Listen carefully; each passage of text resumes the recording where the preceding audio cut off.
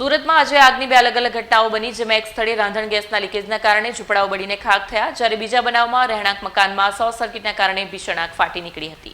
સુરતના ગીચ ગણાતા ગોપીપુરા વિસ્તારમાં એક ઘટના બની। અહીં એક મિશ્ર વપરાશ ધરાવતા રહેણાંક મકાનમાં અચાનક આગ ભભૂકી ઉઠી। મકાનમાંથી ધુમાડાના ગોટે ગોટા અને આગની જ્વાળાઓ દેખાતા આસપાસના રહીશોમાં ફાડ પડી।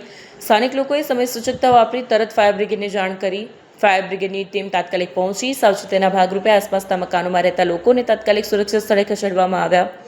જોકે ફાયર વિભાગ દ્વારા આગનું ચોક્કસ કારણ જાણવા તપાસ હાથ ધરવામાં આવી છે। હાલમાં આગ પર સંપૂર્ણ કાબુ મેળવી લેવામાં આવ્યો છે। જાનહાનિના કોઈ સમાચાર નથી। वो फायर ऑफिसर गाचेश्वरी फायर स्टेशन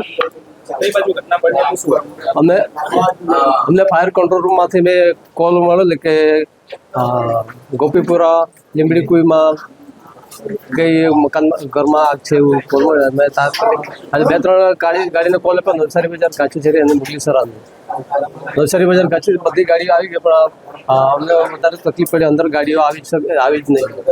મારી અંબાજી રોડ પર મેઇન રોડ પર ગાડી ઊભી રાખી, ત્યાંથી લગભગ મેં 8 કે 10 લાઈન કાઢીને પછી અમે ઘટના સ્થળે પહોંચ્યા।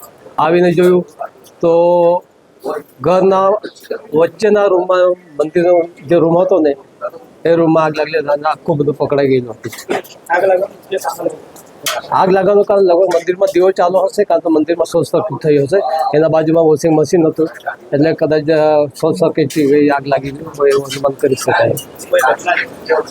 ના, ઘરમાં કોઈ હતું નહીં। બધા પૂજા દીવાબત્તી પૂજા કરીને બધા નીચે ઉતરી ગયેલા હતા। ઉપર કોઈ હતું નહીં, જાનહાનિ એવું નથી। અને ગાચેશ્વરી, નવસારી બજાર અને મુગલી સરાય 1 ને 10